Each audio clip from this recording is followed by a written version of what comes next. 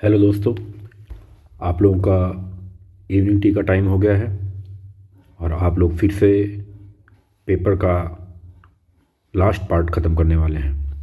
एक तरफ आपने डिसीजन लिया है कि आपको एमबीबीएस में सेलेक्ट होना है, एक तरफ इंक इंडिया ने भी डिसीजन लिया है कि आपको सेलेक्टर बनना है। इस टर्म में हम लोग धीरे धीरे करके पास्ट ईयर के कई पेपर सॉल्व करेंगे और सबसे पहला पेपर 2022 का हम लोग सॉल्व कर रहे हैं, जैसा कि आपको मालूम ही है। और हम लोग 2 पार्ट्स ख़त्म कर चुके हैं, लास्ट पार्ट शुरू करने वाले हैं। आपका 31st क्वेश्चन आपका आया हुआ है, 2 hollow conducting sphere of radius r1 and r2 have equal charge. The potential would be more on bigger sphere, more on smaller sphere, equal on both sphere, depend on the material property of the sphere. बहुत simple सवाल है, बहुत ही। दोस्तों, आप potential के बारे में, ख़ास तौर से स्फेरिकल मेटेलिक शेल के पोटेंशियल के बारे में क्या जानते हैं? मेरे ख्याल से इतना ज़रूर जानते होंगे कि एक अगर स्फीयर हो, उसको अगर क्यू चार्ज दे दिया जाए तो उसके सरफेस पे जो पोटेंशियल होता है V is equal to 1/4 pi epsilon naught Q by R होता है। और यही पोटेंशियल पूरे सब जगह यही कॉमन रहता है। अगर वो शेल है तो सब जगह पोटेंशियल V ही रहता है, जो सरफेस पे रहेगा वही अंदर भी रहेगा। अब आप देख रहे हैं कि V जो है वो इन्वर्सली प्रोपोर्शनल टू R आ गया, यानी कि R अगर बढ़ेगा तो V घटेगा, R अगर घटेगा तो V बढ़ेगा। इसका मतलब इन्होंने कहा है कि R1 इज ग्रेटर देन 2, यानी R1 बहुत बड़ा है, तो यहाँ पर पोटेंशियल क्या होना चाहिए? बहुत कम होना चाहिए, क्योंकि चार्ज तो कांस्टेंट है। तो आपका इसमें ऑप्शन हो जाएगा potential is more on smaller sphere, क्योंकि स्मॉलर स्फीयर का रेडियस क्योंकि बहुत कम है, इसलिए वहाँ का पोटेंशियल बहुत ही ज़्यादा होगा। ये क्वेश्चन समझ लीजिए बहुत ही ईजी क्वेश्चन पूछा गया है, और जिन स्टूडेंट्स ने इसको किया होगा समझ लीजिए उसके लिए ये लॉटरी टाइप का है। आगे चलते हैं क्वेश्चन नंबर 32 पे। 32 question, a copper wire of length 10 metre. पहले कॉपर वायर बना लीजिए, ये आपका कॉपर वायर है, लेंथ इसकी 10 मीटर है, रेडियस इसका R दिया हुआ है 10⁻⁻2 अपॉन पाई रूट और मीटर। रेजिस्टेंस इसका दिया हुआ है 10 ओम। करंट डेंसिटी पूछी गई है, इलेक्ट्रिक फील्ड की वैल्यू दे रखी है। अगर इलेक्ट्रिक फील्ड आपका 10 वोल्ट पर मीटर है, इस वायर में इलेक्ट्रिक फील्ड जो है वो 10 वोल्ट पर मीटर है, तो आपको पता है कि वोल्टेज कितना होगा, V बराबर E इंटू डी होता है। तो D यहाँ पर कितना है? D यहाँ से लेके यहाँ तक है, यानी 10 मीटर है। तो यानी 1 मीटर में 10 वोल्ट का अगर डिफरेंस आ रहा है, तो 10 मीटर का अगर ये कॉपर वायर है आपका, तो पोटेंशियल डिफरेंस कितना आएगा? V इज इक्वल टू आएगा electric field 10 volt per metre M multiplied by D, यानी 10 यानी कि 100 वोल्ट। यानी आपने इसके सिरे पर 100 वोल्ट लगा रखा है। अब 100 वोल्ट अगर लगा रखा है तो करंट कितनी फ्लो होगी? I is equal to V by R, ये आप जानते हैं। 100 वोल्ट पोटेंशियल डिफरेंस आपने निकाला है और रेजिस्टेंस की वैल्यू है आपकी 10, यानी ये आपका I की वैल्यू आ जाएगी 10 एम्पियर। अब करंट डेंसिटी I क्या होती है? करंट डेंसिटी, बल्कि J से रिप्रेजेंट करते हैं, J is equal to I by A, यानी current by area of cross section. तो I की वैल्यू आपकी 10 एम्पियर है और एरिया आपका क्रॉस सेक्शन का कितना हो जाएगा? पाई इंटू R का होल स्क्वायर। R आपका 10⁻⁻2 दे रखा है अपॉन रूट पाई, और उसका होल स्क्वायर आपको करना है, इज इक्वल टू 10 एम्पियर ऊपर रहेगा अपॉन नीचे पाई, ये हो जाएगा 10⁻⁻4 और नीचे हो जाएगा पाई। ये आपका कैंसिल आउट हुआ।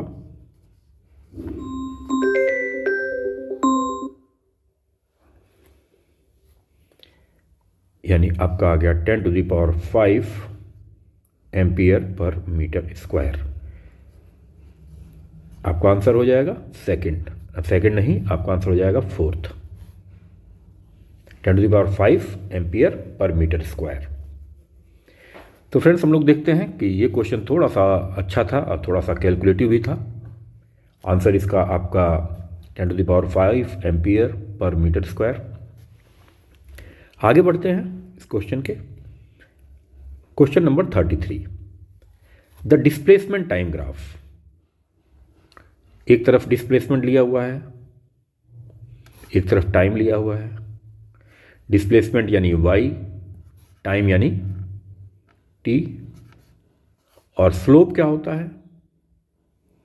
स्लोप इज इक्वल टू होता है dy/dx, यानी y एक्सिस पे क्या चल रहा है, x एक्सिस पे क्या चल रहा है, उसका रेशियो होता है। यानी यहां पर स्लोप क्या हो जाएगा? यहां पर स्लोप हो जाएगा dy यानी डिस्प्लेसमेंट बाई dt, क्योंकि x एक्सिस पे टाइम चल रहा है इसलिए आपको x की जगह टाइम रखना पड़ेगा, और ये हो जाएगा वेलोसिटी। तो इसका मतलब इस ग्राफ का जो स्लोप होगा वो आपको वेलोसिटी बताएगा कि वेलोसिटी क्या होती है। अब हमें पता है कि स्लोप को हम tan थीटा भी कहते हैं। स्लोप dy/dx भी होता है और स्लोप tan थीटा भी होता है। तो इसका मतलब आपके दो पार्टिकल हैं, एक 45 डिग्री का स्लोप रखे हुए है, एक 30 डिग्री का स्लोप रखे हुए है। तो इसका मतलब जिसका 30 है उसका वेलोसिटी हो जाएगी v1 is equal to tangent of 30 and v2 is equal to tangent of 45। तो tan 30 की वैल्यू आपको पता है 1/√3, और दूसरे की वेलोसिटी हो जाएगी 1, और रेशो आपका हो जाएगा v1 to the raise v2 is equal to 1/√3 to the raise 1, यानी 1 टू द रेस √3। आंसर कौन सा होगा आपका? फोर्थ। आगे बढ़ते हैं अपने नेक्स्ट क्वेश्चन की तरफ, क्योंकि आपकी चाय धीरे धीरे खत्म हो रही है, क्वेश्चन भी खत्म होने चाहिए। क्वेश्चन पूछा है plane angle and solid angle. Plane angle क्या होता है? प्लेन एंगल आपको पता है कि plane angle theta is equal to होता है आर्क बाई रेडियस। इसकी यूनिट होती है रेडियन। डायमेंशन कुछ नहीं होती है, क्योंकि आर्क की भी डायमेंशन लेंथ की होगी और रेडियस की भी डायमेंशन लेंथ की होगी, तो नो डायमेंशन। इसी तरह सॉलिड एंगल को हम लोग ओमेगा से रिप्रेजेंट करते हैं। ओमेगा इज इक्वल टू होता है area upon R square. Area की जो यूनिट होती है वो होती है मीटर स्क्वायर, और रेडियस की भी मीटर स्क्वायर, यानी इसका भी नो डायमेंशन है। लेकिन यूनिट इसकी होती है स्टेरेडियन। अब ऑप्शन आप चूज कर सकते हैं।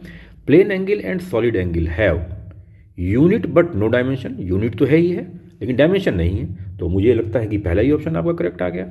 यूनिट्स तो है इनकी, यूनिट है प्लेन एंगल की रेडियन और सॉलिड एंगल की स्टेरेडियन, लेकिन डायमेंशन नहीं मिली हमको, तो इसलिए पहला ऑप्शन ही आपका करेक्ट हो गया। आगे चलते हैं question number 35। Let T1 and T2 be the energy of an electron in the first and second excited state of hydrogen atom. According to Bohr atomic model of an atom, the ratio T1 to the raise T2. आपको पता है कि E is equal to होता है -13.6 electron volt by n square, यानी किसी भी nth orbital में एनर्जी की वैल्यू होती है -13.6 बाई n स्क्वायर। तो अब ये कह रहे हैं first and second excited state. तो आप देखेंगे ये आपका n बराबर 1 है, ये आपका n बराबर 2 है, ये n बराबर 3 है। आपका फर्स्ट एक्साइटेड स्टेट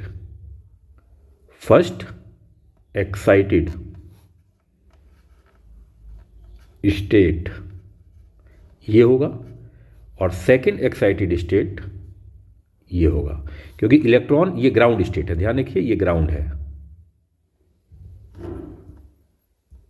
तो फर्स्ट एक्साइटेड स्टेट के लिए n की वैल्यू 2 रखी जाएगी, या सेकेंड एक्साइटेड स्टेट के लिए n की वैल्यू 3 रखी जाएगी। तो E1/E2 इज इक्वल टू हो जाएगा N2² और N2 की वैल्यू यानी सेकेंड एक्साइटेड स्टेट यानी 3² यानी 9⁴। 9⁴ मीन्स आपका आंसर हो गया 4th। आगे बढ़ते हैं क्वेश्चन नंबर 36 पर। यहाँ पे आपको कुछ फिजिकल कांस्टेंट दिए हुए हैं, वैल्यूज़ दी हुई हैं, और इधर एक साइड आपको डायमेंशन दिया हुआ है। तो डायमेंशन मैच करनी है आपको। सबसे आसान तरीका तो देख लीजिए, potential energy, gravitation potential energy. Potential energy तो कोई भी हो, उसका यूनिट पता ही है आपको, जूल होगा, और पोटेंशियल एनर्जी का जो डायमेंशन होगा वो फोर्स इनटू लेंथ, इसकी डायमेंशन होगी, यानी होगी ये mL²T-2। क्यों? mL²T-2 का मतलब हो गया फोर्स की डायमेंशन होगी आपकी mLT-2 और मल्टीप्लाइड बाई लेंथ। तो यानी कि ये तो आपकी हो गई एनर्जी की यूनिट। एनर्जी हो गई आपकी, नीचे दी हुई है mL²T-2 यानी यहाँ पर। तो पोटेंशियल एनर्जी आपकी ये हुई, ये पोटेंशियल एनर्जी। उसके बाद आप ग्रेविटेशनल इंटेंसिटी पर आइए। यहाँ पर मैंने अभी आपको लास्ट जो सेकंड आफ्टरनून टी में आपने देखा था, टी ब्रेक में, कि आपने F = QE इस्तेमाल करते हैं। यहाँ E इलेक्ट्रिक फील्ड है, F फोर्स है, Q चार्ज है। इसी तरीके से F = M&G इस्तेमाल करते हैं, जहाँ F फोर्स है, M मास है और G ग्रेविटेशनल फील्ड है। ध्यान रखिए, G ग्रेविटेशनल फील्ड है। तो ये ग्रेविटेशनल फील्ड ही पूछा जा रहा है। ग्रेविटेशनल इंटेंसिटी का मतलब होता है ग्रेविटेशनल फील्ड, यानी G पूछ रहे हैं। और G आपको पता है, G = हो जाएगा, G की यूनिट = F की यूनिट अपॉन M की यूनिट, यानी mLT-2/M, ये कट गया, यानी LT-2। तो ग्रेविटेशनल इंटेंसिटी की जो ऑप्शन हो जाएगा वो आपका ये हो जाएगा। इस तरह से आप देखेंगे D का ऑप्शन हो गया थर्ड, D का ऑप्शन थर्ड, और B का ऑप्शन आपका हो गया फोर्थ। B का ऑप्शन फोर्थ और D का ऑप्शन थर्ड, ये ऑप्शन नंबर हो गया आपका 2। आगे आपको करने की आवश्यकता ही नहीं पड़ेगी इसमें। आगे बढ़ते हैं।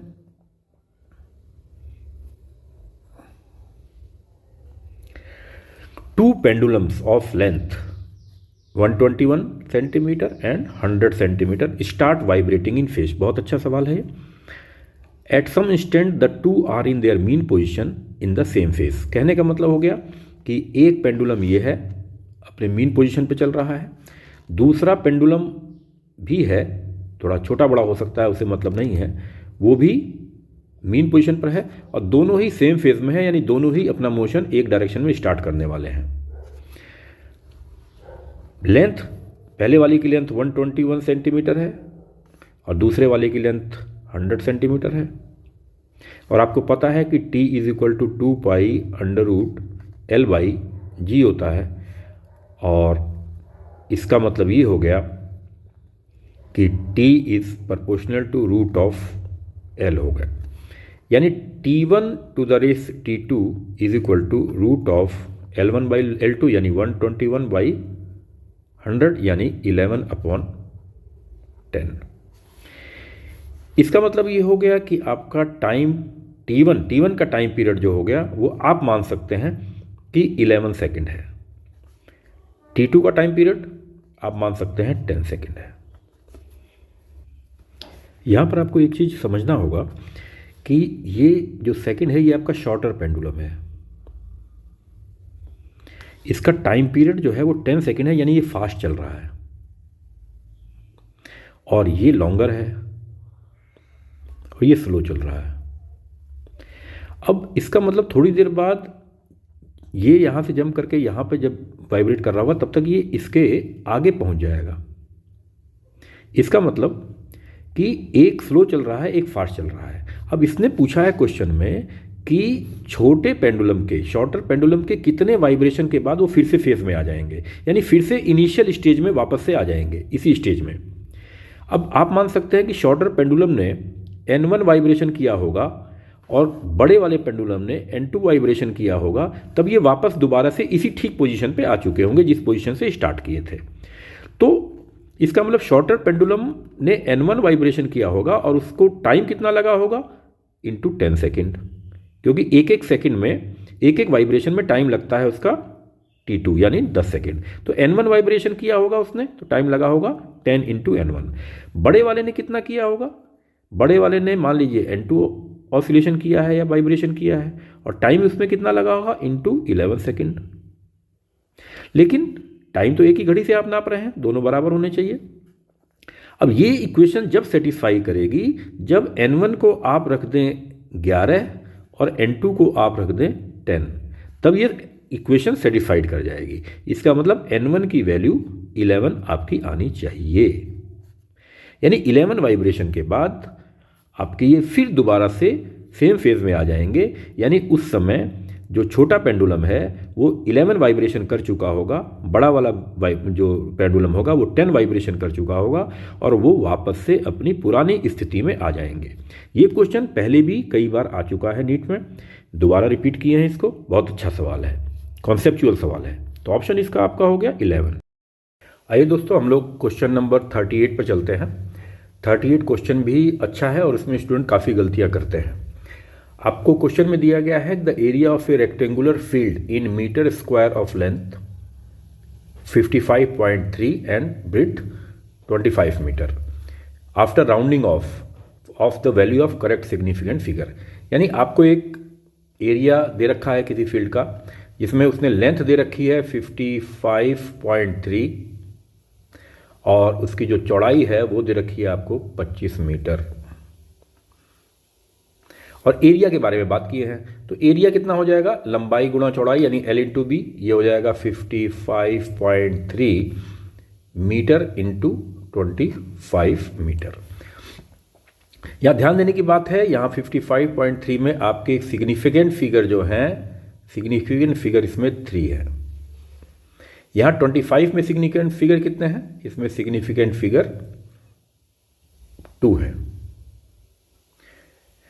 अब आपने मल्टीप्लाइकेशन किया, मल्टीप्लाइकेशन करने पे एरिया की वैल्यू कितनी निकल के आएगी, एरिया की वैल्यू निकल के आएगी, आप मल्टीप्लाई करेंगे तो 25 3 टाइम्स 5.2831। इसमें सिग्निफिकेंट फिगर कितने हैं, इसमें सिग्निफिकेंट फिगर जो है वो है 1 2 3 4 5। आपको पता है कि किसी भी फिगर में पॉइंट के बाद के भी डिजिट जोड़े जाते हैं, पॉइंट के पहले के तो जुड़ेंगे। तो सिग्निफिकेंट फिगर इसमें कितने हैं, ये है आपके 5, जबकि सिग्निफिकेंट फिगर होने कितने चाहिए। सिग्निफिकेंट फिगर जो है आपके 3 और 2, हम 3 रखें कि 2 रखें कि 5 रखें, जो सबसे लीस्ट सिग्निफिकेंट फिगर होगा। ध्यान देंगे जब भी कोई क्वांटिटी मल्टीप्लाई या डिवाइड की जाती है तो आंसर में वो सिग्निफिकेंट फिगर लिया जाता है जो सबसे लीस्ट होता है, और यहाँ पर 3 और 2 में से लीस्ट कौन है, 2 है। इसका मतलब यहाँ पे हमको सिग्निफिकेंट फिगर केवल 2 देना है, यानी 2 सिग्निफिकेंट फिगर में आंसर देंगे। इसका मतलब 2 सिग्निफिकेंट फिगर का मतलब हमको आंसर केवल यहाँ तक देना है, यानी राउंड ऑफ हमको करना है। तो आपको पता है राउंड ऑफ कैसे किया जाएगा, 8 5 से ऊपर है, 5 से बड़ा है, इसलिए इसके बगल वाली डिजिट एक ज़्यादा कर दी जाएगी, तो आपका आंसर आ जाएगा 1 और 4। बाकी 8 की जगह बाकी सारे क्वांटिटी 0 हो जाएंगी, 0 0। ठीक, अब इसमें सिग्निफिकेंट फिगर कितने हो गए, इसमें सिग्निफिकेंट फिगर हो गए आपके 2, यानी इसको आप कैसे लिख सकते हैं 14 इंटू 10 टू द पावर 2। इसमें भी सिग्निफिकेंट फिगर 2 है, तो आपका आंसर क्या हो जाएगा, आपका आंसर हो जाएगा 4। नेक्स्ट क्वेश्चन आपका 39 है। 39 प्रोजेक्टाइल का क्वेश्चन है। A ball is projected with a velocity of 10 metre per second. 10 metre per second से एक प्रोजेक्टाइल को प्रोजेक्ट कर दिया गया है, ऐसा कह रहे हैं 10 metre per second at an angle of 60 degree with the vertical direction. यहाँ ध्यान देने की बात है कि इन्होंने एंगल ऑफ प्रोजेक्शन वर्टिकल से दिया हुआ है, ना कि हॉरिजॉन्टल से। तो ये एंगल आपका 60 है, तो हमारा एंगल ऑफ प्रोजेक्शन हो जाएगा 30।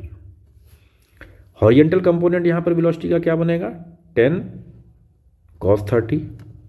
और आपको पता है कि through out the motion horizontal component of velocity कहीं भी चेंज नहीं होते, क्योंकि हॉरिजेंटल कंपोनेंट के डायरेक्शन में कोई भी एक्सेलरेशन या फोर्स वर्क नहीं करती।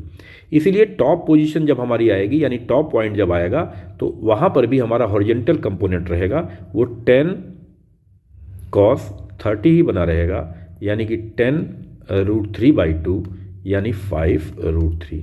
बहुत आसान सवाल था, आंसर आपका होगा सेकंड। आगे बढ़ते हैं नेक्स्ट क्वेश्चन पे।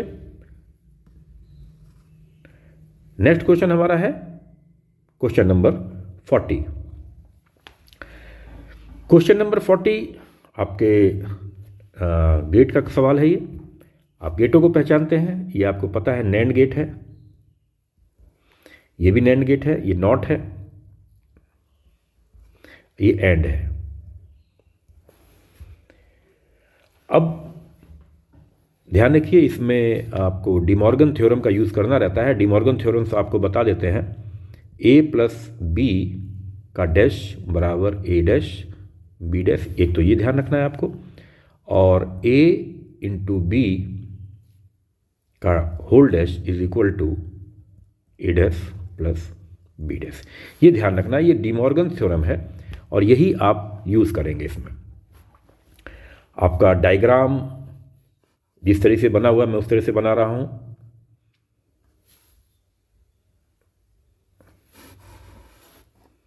यहां देखें, आपके पास एक एंड गेट है,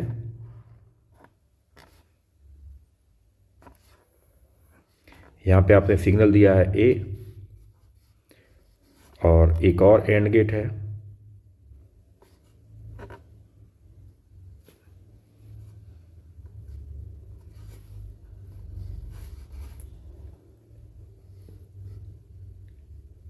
यहाँ पे सिरे पे आपने दिया है बी।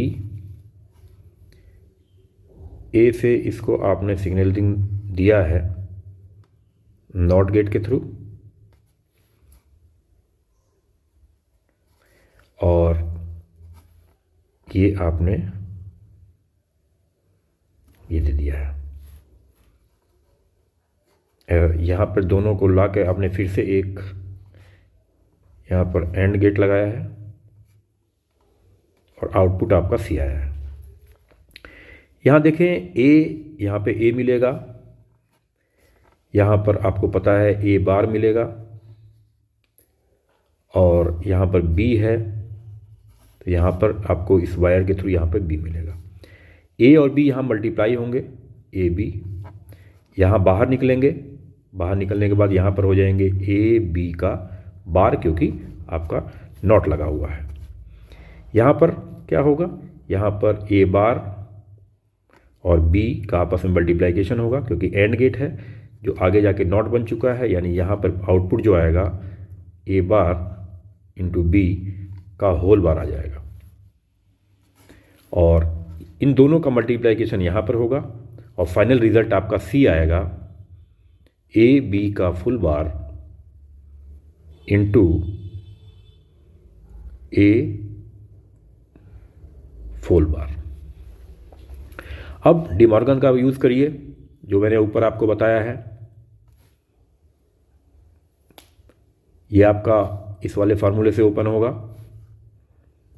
ए बार प्लस बी बार, और ये भी आपका इसी तरीके से ओपन होगा।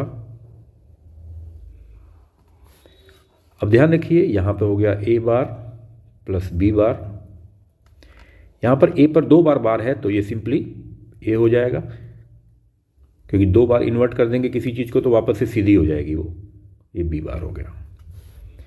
यहाँ पर आप फुल मल्टीप्लाइकेशन करिए, A bar A plus A bar B bar plus B bar A plus B bar B bar. आपको पता है ए बार ए, इसकी वैल्यू कितनी होती है? इसकी वैल्यू हमेशा जब दो, एक सिंपल और एक बार वाला जब भी आपका मल्टीप्लाइकेशन होगा तो इसकी वैल्यू नील हो जाती है, यानी इसकी वैल्यू आपकी हो जाएगी 0। यहाँ पर बी बार 2 बार लिखने से कोई फ़ायदा नहीं है, इसको आप सीधे एक बार लिख सकते हैं बी बार, और आपका सारा का सारा ऑप्शन क्या बन जाएगा, A bar B bar plus B bar, A bar plus B bar. यहाँ पर A bar B bar plus B bar common लीजिए, ए बार प्लस 1। अब आपका आ जाएगा A bar B bar plus B bar. 1 plus A bar, 1 में कोई भी चीज़ जुड़े, 1 में कोई भी चीज़ जुड़े, क्योंकि पता होगा कि ए या तो 1 रहेगा या 0 रहेगा। तो ए में 1 में कोई भी चीज़ जुड़े वो उसका कोई मतलब नहीं होता, उसकी वैल्यू 1 ही रहती है। यानी कि 1 प्लस ए बराबर भी 1 रहेगा, 1 प्लस ए बार भी बराबर 1 ही रहेगा। तो इसका मतलब ये चीज़ 1 आ गई आपकी। अब फिर आपने बी बार कॉमन ले लिया, आपका आ गया ए बार प्लस 1। फिर से वही बात हो गई, ये बराबर हो गया बी बार।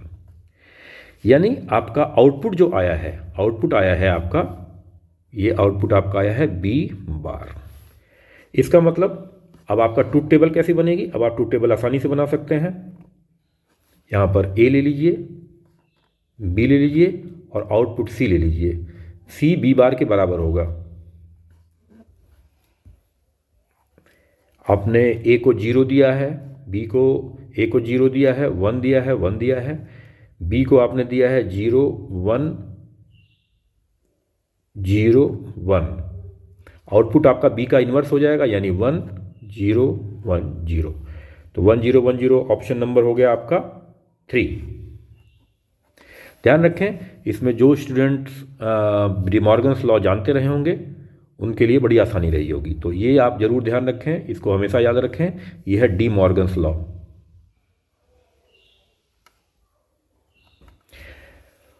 तो फ्रेंड्स आगे चलते हैं, इसके क्वेश्चन नंबर है हमारा आगे 45। From Ampere's Circuitous law for a long straight wire of circular cross section carrying a steady current, the variation of magnetic field in the inside and outside region of the wire is। अब देखिए, ये कहने का मतलब इनका ये है कि आपके पास एक वायर है और इस वायर से आप मैग्नेटिक फील्ड देखना चाहते हैं, वायर के अंदर और वायर के बाहर। Straight wire of cross section carrying a study current, इसमें स्टडी करंट है, यानी इसमें आप देखेंगे कि पूरे जगह पे करंट फ्लो है, पूरे क्रॉस सेक्शन पे करंट फ्लो है। आप एक जगह पे अगर यहाँ एक किसी डिस्टेंस r पर अगर आप मैग्नेटिक फील्ड कैलकुलेट करना चाहेंगे तो आपको एम्पीरियन का लूप लेना पड़ेगा। ये आपने एम्पीरियन का लूप लिया है और फार्मूला लगाएंगे, integration of B dot D L is equal to mu naught into I inclusive. तो आप देखेंगे b की जगह b रखेंगे और डी एल की जगह आप रखेंगे 2 पाई r और म्यू नॉट। अगर पूरे बॉडी पे, पूरे वायर के क्रॉस सेक्शन पे करंट आई चल रही है तो यहाँ पर करंट कितनी आएगी, ये जो मैं शेडेड कर रहा हूँ इस पोर्शन में करंट कितनी आएगी। तो पहले तो आप करंट निकाल लीजिए कि पूरे में per unit cross section area कितनी करंट चल रही है, आई बाई पाई आर स्क्वायर, और तब मल्टीप्लाई करिए अंदर के क्रॉस सेक्शन एरिया से, यानी पाई आर स्क्वायर। तब आपका करंट निकलेगा आई इंक्लूसिव, यानी आपके एम्पीयर लूप के अंदर करंट कितनी चल रही है। तो ये आपका आ जाएगा I R square by R square. तो इसकी वैल्यू आपको यहां रखनी है, I R square by R square. तो आप देखेंगे इस r से ये r का स्क्वायर कैंसिल होगा तो b is proportional to r आ जाएगा। यानी अगर वायर के आप अंदर चल रहे होंगे तो b will be proportional to r होगा, और बाहर अगर चल रहे होंगे तो बाहर के लिए क्या होगा, अगर आप आउटसाइड चल रहे होंगे तो आपको एम्पीरियन लूप जो होगा वो बाहर चूज करना पड़ेगा, आपको बाहर एम्पीरियन लूप लेना पड़ेगा।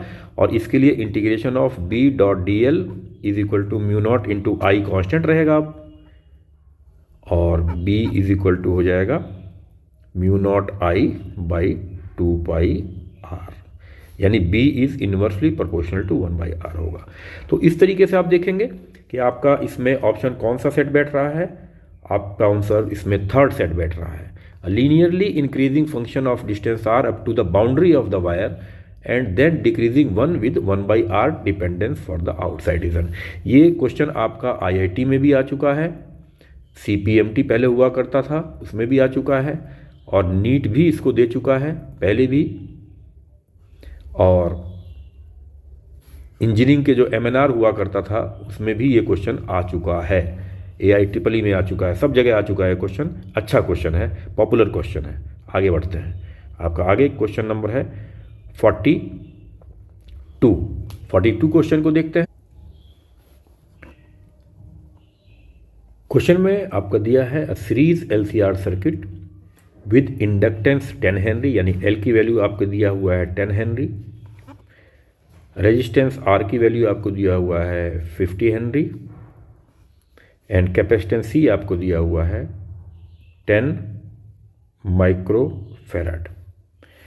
AC का जो सोर्स है उसका वोल्टेज आपको दिया गया है V = 200 sin 100t।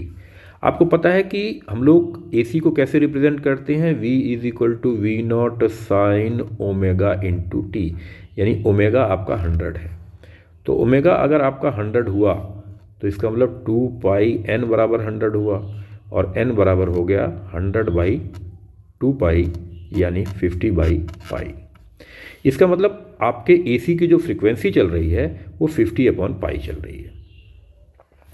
आगे उन्होंने ऑसिलेशन, रेजोनेंस ऑसिलेशन की बात की है, तो आपको रेजोनेंस ऑसिलेशन का पता है कि ओमेगा = दिया जाता है 1/√LC से, और ये रेजोनेंस है ओमेगा रेजोनेंस, तो इसकी वैल्यू कितनी आ जाएगी 1/√, L की वैल्यू आपने लिखा है 10 और C की वैल्यू 10 × 10⁻⁻⁶, तो इसको आप आगे करेंगे तो ये आ जाएगा आपका √ यानी 100। तो जिस तरीके से यहाँ पे भी ओमेगा 100 आया था और फ्रीक्वेंसी 50/पाई आई है, उसी तरीके से यहाँ पे ओमेगा R भी 100 आया है, तो इस तरीके से ओमेगा रेजोनेंस भी N रेजोनेंस जो आ जाएगा वो भी आपका आ जाएगा 50/पाई। तो आपका आंसर दोनों ही ऑप्शन आपके 50/पाई होने चाहिए, यानी आपका ऑप्शन होना चाहिए सेकंड नंबर का। ये आपका 42nd क्वेश्चन था। 43rd क्वेश्चन बेहद ही आसान क्वेश्चन आया हुआ है। 2 point charge -q and +q are placed at a distance L as shown in figure. The magnitude of electric field intensity. आपको पता है कि माइनस चार्ज और प्लस चार्ज दोनों मिला के एक डाइपोल का काम करते हैं, और डाइपोल में इलेक्ट्रिक फील्ड E = 1/4πε0 2p/r3, ये एक्सियल में होती है,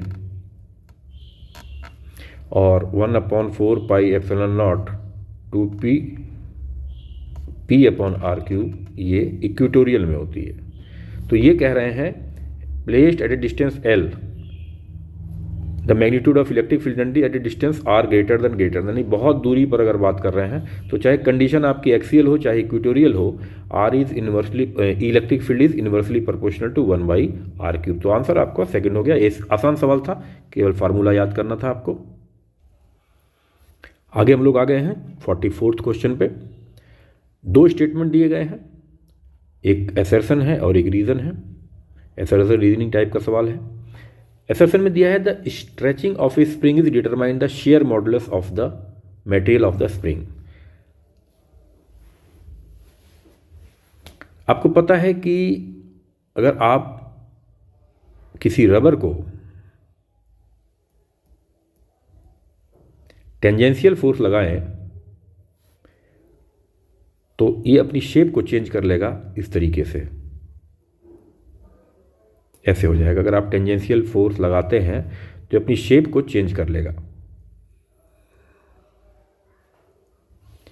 तो जो स्ट्रेस आपने लगाई है F/A अपॉन जो एंगल ये बदला है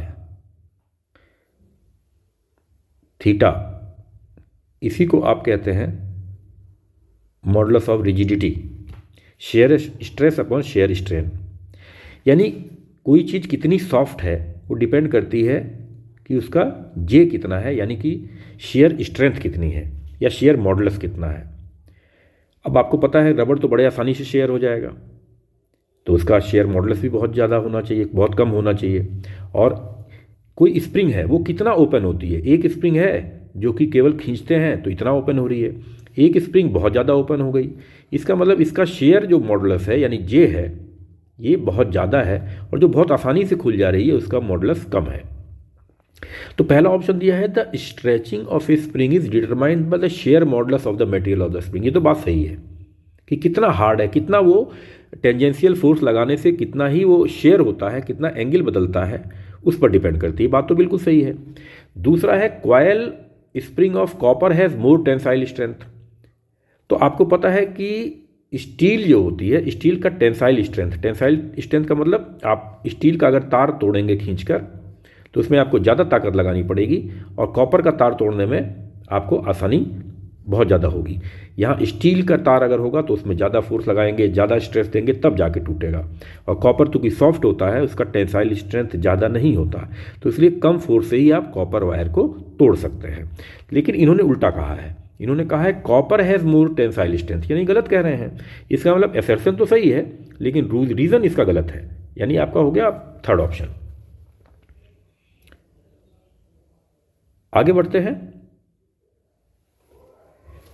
A big circular coil of 1000 turn and average radius 10 meter is rotating about horizontal diameter at 2 radian per second. If the vertical component of the earth magnetic field at that place is 2 into 10 to the power minus 5 and electrical resistance of the coil is 12.56, then the maximum induced current in the coil will be।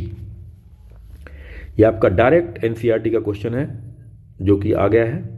आपके पास एक coil है, coil को आप देखेंगे कि इसमें 100 turns दे रखे, 1000 turns दे रखी हैं, एन की वैल्यू 1000 है, रेडियस 10 मीटर है, बहुत ज़्यादा रेडियस है 10 मीटर, और रोटेटिंग अबाउट हॉरिजेंटल डायमीटर, ये हॉरिजेंटल डायमीटर जो है उसके अबाउट ये रोटेट कर रहे हैं इसको, यानी इसके अबाउट ये रोटेट हो रही है एट 2 रेडियन पर सेकेंड।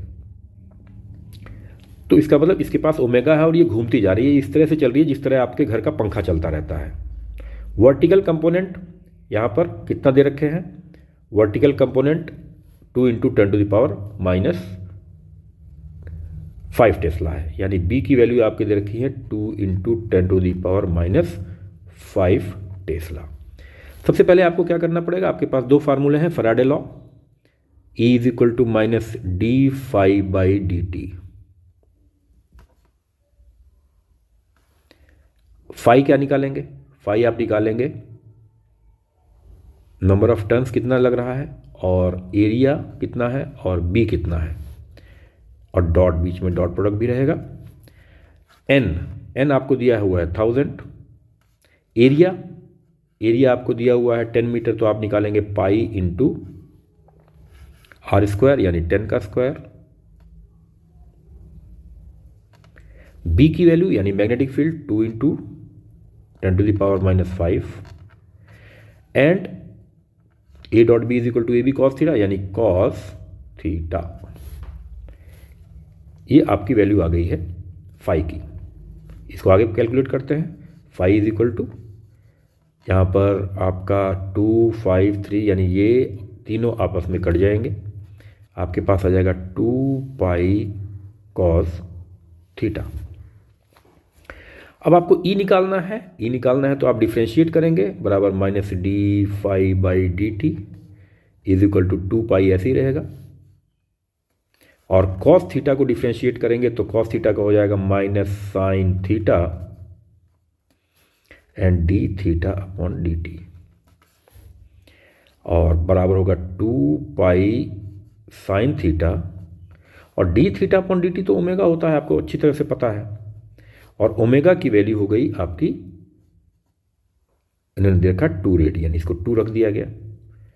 अब इन्होंने कहा है कि ई की मैक्सिमम वैल्यू कब होगी, यानी ई की वैल्यू आपकी आई है 4 पाई साइन थीटा, लेकिन इन्होंने मैक्सिमम वैल्यू पूछी है तो आपको साइन थीटा की मैक्सिमम वैल्यू रखनी पड़ेगी।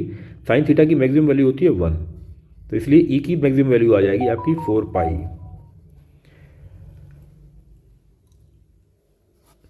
4 पाई का मतलब हो गया आपका ये वोल्टेज आई है, 4 पाई का मतलब 4 × 3.14, लेकिन उन्होंने करंट पूछा है तो करंट में I is equal to E यानी 4 पाई अपॉन R यानी 12.56, और ये मुझे लगता है पूरा पूरा कैंसिल हो जाएगा, यानी आपको आएगा 1 एम्पियर। 1 एम्पियर आपका आंसर होगा थर्ड। अच्छा सवाल था और डायरेक्ट आपका एनसीईआरटी का एग्जाम्पल है ये, इसको आप एनसीईआरटी में चेक कर सकते हैं। आगे बढ़ते हैं हम लोग अपने क्वेश्चन नंबर 46 पे। The volume occupied by the molecule containing in 4.5 kg water at STP if intermolecular forces vanished away. ये कह रहे हैं कि अगर वाटर के बीच में इंटरनल फोर्सेस ख़त्म कर दी जाए, आपको पता है कि वाटर के अंदर इंटरनल फोर्सेस होती हैं, हाइड्रोजन बॉन्डिंग होती है, तभी वो लिक्विड रहता है। अगर फोर्सेस को आप अवे कर देंगे तो वो कन्वर्ट हो जाएगा गैस में, और गैस में आपको कौन सा रूल लगाना पड़ेगा, PV is equal to nRT। तो आपको दिया गया है कि P की वैल्यू उन्होंने दिया हुआ है 1 ATM क्योंकि STP पे चल रहे हैं। वॉल्यूम आपको दिया हुआ है 4.5 kg और 4.5 kg वॉल्यूम आपको निकालना है, बल्कि वॉल्यूम की वैल्यू आपको कैलकुलेट करनी है। इज इक्वल टू n है आपका नंबर ऑफ मोल यानी वेट अपॉन मॉलिकुलर वेट, यानी 4500 weight upon molecular weight 18। Water के लिए R की वैल्यू आपकी हो गई 0.0821 और टेम्परेचर T की वैल्यू हो गई आपकी 273। तो आपकी वैल्यू आ जाएगी लीटर में आएगी, लीटर को कन्वर्ट कर सकते हैं आगे चल के। V इज इक्वल टू आपका आ जाएगा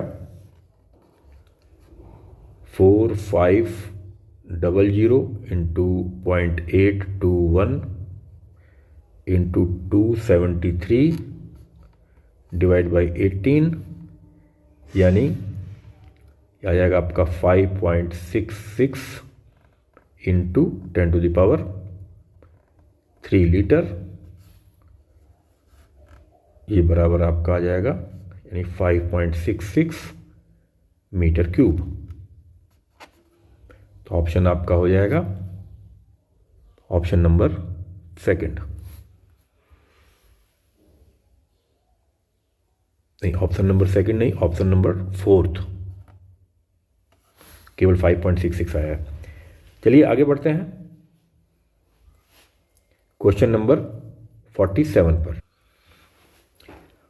क्वेश्चन में कह रहे हैं कि एक कैपेसिटर C है आपका 900 पिकोफैराड और इसको आपने 100 वोल्ट से चार्ज कर दिया, तो इसके ऊपर चार्ज आ गया होगा Q is equal to CV, यानी 900 इंटू 10⁻12 इंटू 100 यानी 900 इंटू 10⁻10 कूलम। इसके बाद इसको डिस्कनेक्ट कर दिया गया है और सिमिलर कैपेसिटर से जोड़ दिया गया है।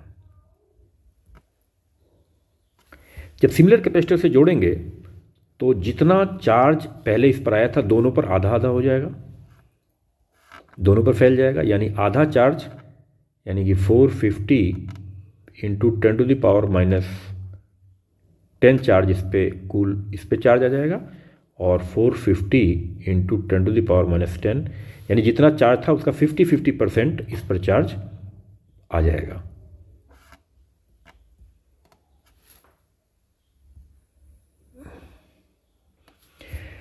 फिफ्टी 50% आपके पास चार्ज आ गया। अब ये कह रहे हैं कि the electrostatic energy stored by the system.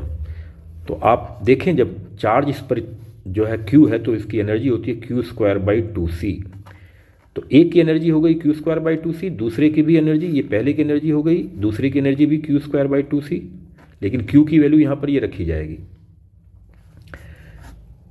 अब टोटल एनर्जी हो गई Q²/C, यानी कि Q की वैल्यू आप रखेंगे 450 इंटू 10⁻10 और उसका स्क्वायर, और C की वैल्यू आप रखेंगे 900 इंटू 10⁻⁻12। तो ये आपके पास कैलकुलेट करेंगे और कैलकुलेट करने के बाद इसमें आपकी वैल्यू आ जाएगी 2.25 इंटू 10⁻⁻6 जूल। ये आपका आंसर हो जाएगा। सबसे आसान तरीका इसका यही था। ये 47 क्वेश्चन था। आगे हम लोग इसके बढ़ते हैं। 48 क्वेश्चन पे। A Wheatstone bridge is used to determine the value of unknown resistance X by adjusting the variable resistance Y for the most precise measurement of X। आपको एक चीज़ पता है कि व्हीटस्टोन ब्रिज जब बैलेंस होता है तो इसमें ratio P/Q is equal to R/S use होता है। यानी इस केस में क्या हो जाएगा, P/Q is equal to X/Y हो जाएगा। और अगर आपको P और Q की वैल्यू अलग अलग है तो आपको डिवाइड करना पड़ेगा, कुछ पॉइंट्स आपको छोड़ने पड़ेंगे। जब डिवाइड होगा, सपोज 2/3 आ गया तो 0.666 करना पड़ेगा। लेकिन अगर P और Q की वैल्यू बराबर हो गई, if P is equal to Q then X is equal to Y, आपके लिए बहुत आसानी हो जाएगी। क्योंकि अगर P और Q की वैल्यू आप सेम रखेंगे तो आप जितना Y को रखेंगे उतना ही X की वैल्यू आ जाएगी। इसका मतलब आपका मेजरमेंट बहुत ही प्रिसाइज और बहुत ही आसान हो जाएगा। यही इन्होंने पूछा है। For the most precise measurement of X the resistance P and Q must be equal. तो should be approximate equal and are small. ये सेकेंड नंबर आपका इसमें करेक्ट ऑप्शन है। आगे बढ़ते हैं हम लोग क्वेश्चन नंबर 49 पे। क्वेश्चन नंबर 49 ऑप्टिक्स से आया हुआ क्वेश्चन है। Two transparent media A and B are separated by plane boundary. ये A है, ये B है। The speed of light in those media are 1.5 into 10⁻8 और यहाँ लाइट की स्पीड है 2 इंटू 10⁻8 मीटर पर सेकेंड। आपको पता है कि किसी भी मीडियम में लाइट की speed v is equal to c/n होती है, जहाँ n रिफ्रैक्टिव इंडेक्स है। तो n बराबर क्या हो जाएगा, c/v। तो अगर इसको इस्तेमाल करेंगे तो हमारा n की वैल्यू निकलेगी 3 इंटू 10⁻8 अपॉन 1.5 इंटू 10⁻8। ये कैंसिल हो जाएगा और इस तरीके से n की वैल्यू आपकी आ जाएगी 2। तो फर्स्ट मीडियम में n की वैल्यू क्या हो गई, 2। और सेकेंड मीडियम में आ जाए, सेकेंड मीडियम में n की वैल्यू आ जाएगी c/v यानी 3 इंटू 10⁻8 अपॉन 2 इंटू 10⁻8 यानी n की वैल्यू आने वाली है आपकी 1.5। यानी यहाँ पर n की वैल्यू कितनी है, 1.5। साइन क्रिटिकल एंगल पूछा हुआ है, sine c is equal to n rarer by n denser. ये फार्मूला होता है क्रिटिकल एंगल का formula, sine c is equal to n rarer by n denser. तो is equal to n rarer क्या है, रेयरर मीडियम का refractive index 1.5 upon denser medium का refractive index 2। तो ये बराबर कितना हो जाएगा, अगर दोनों तरफ आप 2 से मल्टीप्लाई करें तो ये आपका जाएगा 0.75। तो sine c is equal to या c is equal to sine inverse 0.75। Option आपका हो जाएगा सेकेंड। ये आपका क्वेश्चन नंबर था 49। चाय आपकी खत्म होने वाली होगी, हम लोग भी खत्म कर रहे हैं क्वेश्चन को। 50th क्वेश्चन पे आ गए। A nucleus of mass number 189 split into 2 nuclei having mass number 125 and 64। The ratio of radius of the daughter nuclei are. आपको पता है कि न्यूक्लियस में आपका न्यूट्रॉन रहते हैं, प्रोटॉन रहते हैं। यानी ये न्यूट्रॉन है, ये प्रोटॉन है, ये प्रोटॉन है। और जितना ज़्यादा वॉल्यूम होगा, जो वॉल्यूम होगा, वॉल्यूम प्रोपोर्शनल टू किसके होगा, मास नंबर के। यानी कितना ज़्यादा न्यूट्रॉन और प्रोटॉन बैठे हुए हैं यहाँ पर, यानी मास नंबर। और मास नंबर को मान लीजिए हम लोग ए से रिप्रेजेंट करें और यहाँ पर वॉल्यूम को हम लोग 4/3 πr³ से रिप्रेजेंट करें, प्रोपोर्शनलिटी लगाएं, तो रेडियस आपका आ जाएगा प्रोपोर्शनल टू मास नंबर 1/3। अब इसका मतलब आपका जो रेडियस पूछा हुआ है, द रेशो ऑफ रेडियस यानी r1 to the raise r2 should be equal to mass number a1 by mass number a2 का पावर 1/3। यानी पहले का मास नंबर आपको 125 दिया है, दूसरे का मास नंबर आपको 64 दिया है, उसकी पावर 1/3 लेना है, यानी कि ये आपका आ जाएगा 5 और ये आ जाएगा आपका 4। तो रेशियो आपका हो जाएगा 5 to the raise 4, जो कि है आपका थर्ड ऑप्शन। तो फ्रेंड, इस तरह से हम लोग देखते हैं, थोड़ा मेहनत जरूर करनी पड़ रही है, थोड़ा जो है संघर्ष करना पड़ रहा है, लेकिन हमारा एक दिन में ही 2022 का पेपर कंप्लीट हो गया। तो इस तरीके से अगर आप कंटिन्यूटी मेंटेन करते हैं तो कुछ ही दिनों में आपका कॉन्फिडेंस मैनी फोल्ड्स बढ़ जाएगा, बहुत ज़्यादा आप आगे निकल चुके होंगे। और हम लोग इसी तरीके से कंटिन्यू करेंगे अगले पेपर को भी। नेक्स्ट आप लोगों का पेपर होगा 2021 का।